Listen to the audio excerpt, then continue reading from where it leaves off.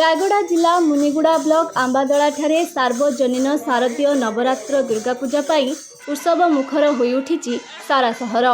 महा आडंबर रे मां आदिशक्ति कलश यात्रा अनुष्ठित होइथिला। आंबादला रे अनुष्ठित हेउथिबा दुर्गा पूजा रायगड़ा जिलार एक प्रसिद्ध दुर्गा पूजा होइथिबा बेले आंबादला ढाबा निकट वंशीधारा नदी कूल पारंपरिक रीतिनीति अनुसार पुरोहित माने पूजार्चना करिथांती। एहासह नदीर पवित्र जल को 21टी कलसी भरी महिला माने मुंडरे धरी महिला संकीर्तन मंडली महापटुआर रे शंख महूरे सहर परिक्रमा करने पर मां मंदिर रे पहुंची।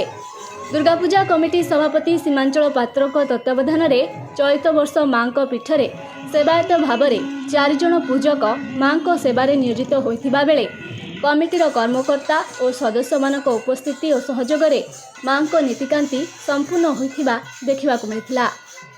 पुरातन आम अम्बादला प्रसिद्ध दुर्गा पूजा प्रत्येक वर्ष अति आडंबर सहकार पालन करूँ, किंतु दीर्घ 2 वर्ष कोरोना पर पुणी थे पूजाटा आरंभ होती, किंतु ए वर्ष निराडंबर पालन करूँ। रायगड़ारू रंजन स्वाई रिपोर्ट संभव टीवी ओडिया।